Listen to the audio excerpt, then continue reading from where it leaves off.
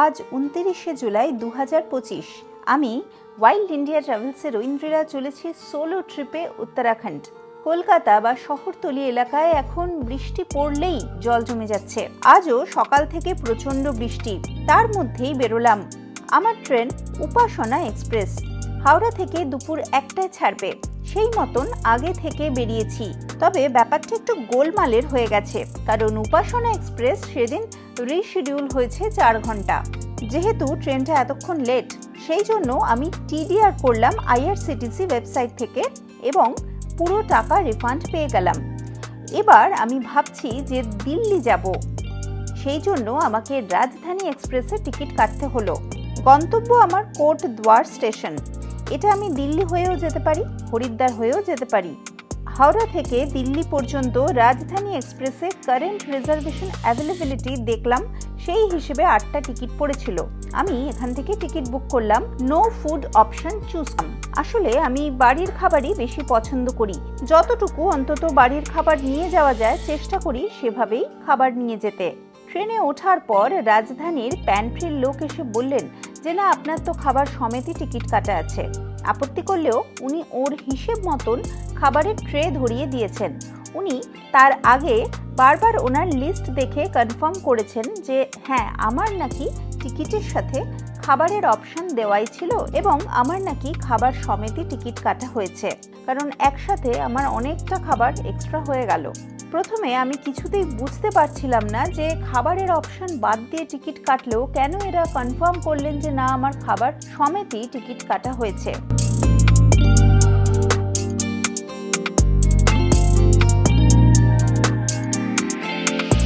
তারপর বুঝলাম যে রেলের নতুন নিয়ম অনুযায়ী রেল বর্তমানে রিজার্ভেশনের চার্ট বের করে জার্নির 8 ঘন্টা আগে, যেটা জুলাইয়ের আগে ছিল 4 ঘন্টা।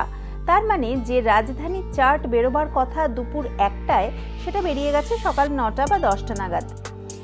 এখন সেই চার্ট অনুযায়ী আমার সিটে যিনি অরিজিনালি ট্রাভেল করতেন তার খাবার ইনক্লুড সমেত লিস্ট প্যান্ট্রি টিমের কাছে আপডেট হয়ে যায়।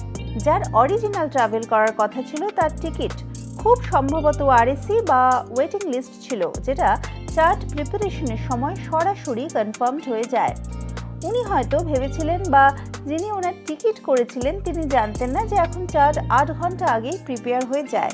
আর একবার প্রিপেয়ার হয়ে গেলে কনফার্ম টিকিট সাধারণত ক্যান্সেল করা যায় না, তার জন্য টিডিআর ফাইল করতে হয়।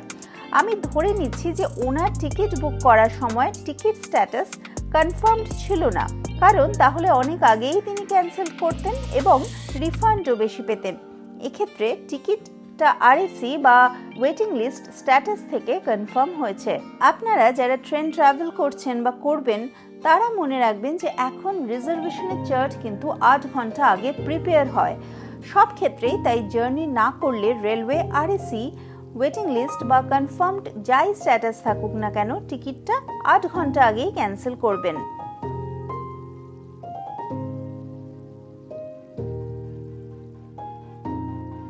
তবে একটা কথা বলতেই হয়, অনেকেই বলবেন যে রাজধানীর খাবার আগে খুব ভালো ছিল, এখন একদম ভালো নেই। এটা আমিও মানছি। আমিও আগে বহুবার রাজধানীতে যখন ট্রাভেল করেছি, আমার সবসময় মনে হয়েছে প্রতিবার যেন খাবারের মান ক্রমশ নিচের দিকে যাচ্ছে। তবে শিয়ালদা থেকে যে রাজধানী ছাড়ে দিল্লি পর্যন্ত যায়, সেই ট্রেনের থেকে কিন্তু হাওড়া রাজধানীর খাবার একটু হলেও বেটার, এটা আমার মনে হয়েছে।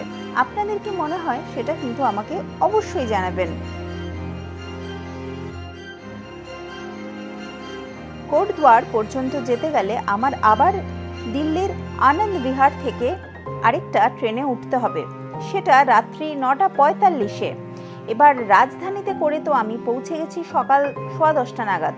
তারপর আমি ট্রেন থেকে নেমে একটা অটোতে 300 টাকা দিয়ে আনন্দ বিহার পর্যন্ত গেলাম।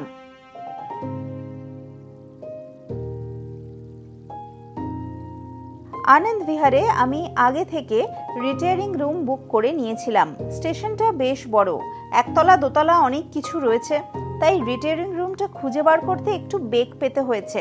তবে তেমন কিছুও নয়। আরও একটা সমস্যা আমার মনে হয়েছে যে আনন্দ বিহার যে টার্মিনাল, এখান থেকে কিন্তু যদি ট্রেন ধরতে হয় খাবার দাবার আপনাকে জোম্যাটো বা সুইগি করে আগে থেকে নিয়ে আসতে হবে।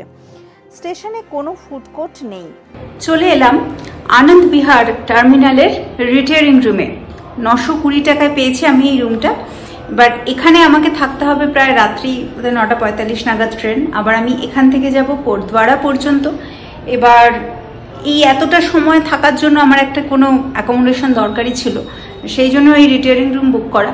ইনফ্যাক্ট আপনারা দেখেছেন আগে অন্যান্য অনেক জায়গাতেই যখন গেছি আমি এরকম কয়েক ঘন্টার জন্য গেলে যদি রিটায়ারিং রুম অ্যাভেলেবেল থাকে আমি বুক করেছি। তবে এটা কিন্তু বলতেই হয় যে এই রুমটা সব থেকে ভালো আজ অব্দি যতগুলো যেখানে যা বুক করেছি, কারণ এটা দেখতে মনে হচ্ছে পুরো হোটেল, মানে প্রত্যেকটা জিনিস রয়েছে যেগুলো আর কি ভীষণ প্রিমিয়াম টাইপের, লুক অ্যান্ড ফিল, প্রত্যেকটা আসবাবপত্র এগুলো খুব ভালো।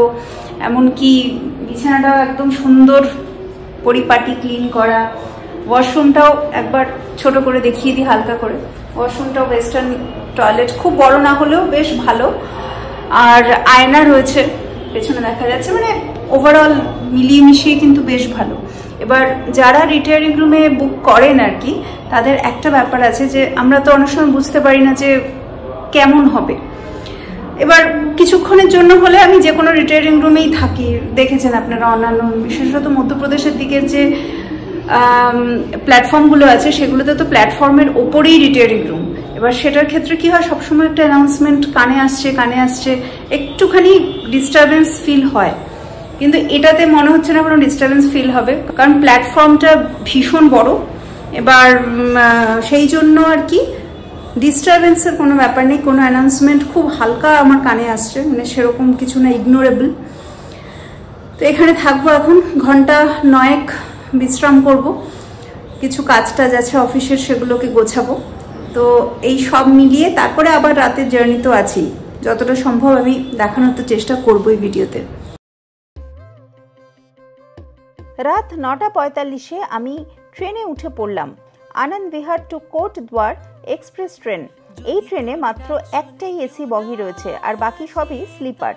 একলা চলো রে, যদি তোর ডাক শুনে কেউ না আসে, তবে একলা চলো রে, একলা চলো, একলা চলো, একলা চলো, একলা চলো রে, একলা চলো, একলা চলো, একলা চলো, একলা চলো রে, যদি তোর ডাক শুনে কেউ না আসে, তবে একলা চলো রে, যদি তোর ডাক শুনে কেউ না আসে, তবে একলা চলো রে।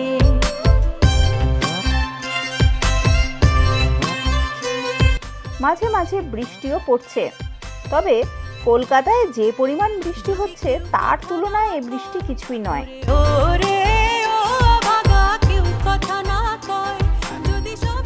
কোটদ্বারে নামলাম সকাল 4টে। কোটদ্বার থেকে এবার আমার গন্তব্য রথুয়া দাভ বলে একটি জায়গা, যেটা কর্বেট টাইগার রিজার্ভের নর্থ সাইড। এখানে যাবার জন্য আমি আগে থেকেই একটি গাড়ি ঠিক করে রেখেছিলাম।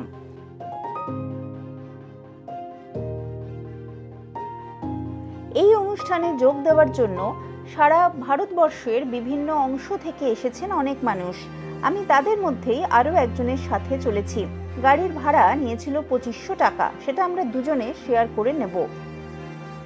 মোটামুটি ঘন্টা 2 লাগবে আমাদের রথুয়া দাভের হোমস্টে পর্যন্ত যেতে। রাস্তাটা কিন্তু ভীষণ সুন্দর। এই পুরো এরিয়াটাই কর্বেট টাইগার রিজার্ভের মধ্যেই পড়ছে।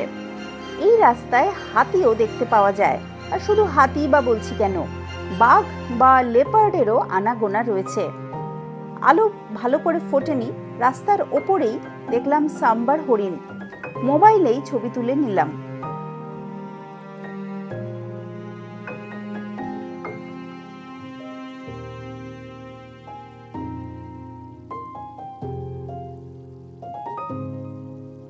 রাস্তায় এক জায়গায় দাঁড়িয়ে একটু চা পান করলাম।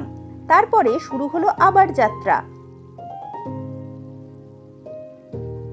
পরের পর্বে আমরা শুরু করব আমার রথুয়া দাভ বা কর্বেটের নর্থ পার্টটা আমি কিভাবে ঘুরলাম সেই গল্প বলা। এই ছোট্ট পর্ব আপনার কেমন লাগলো আমাকে অতি অবশ্যই জানাবেন।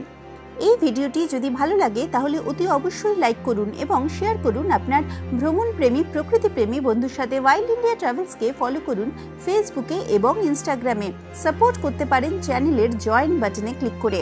আমার আয়োজিত ভবিষ্যতের ট্যুর বা মার্চেন্ডাইজের ক্ষেত্রেও বিশেষ ছাড় থাকবে।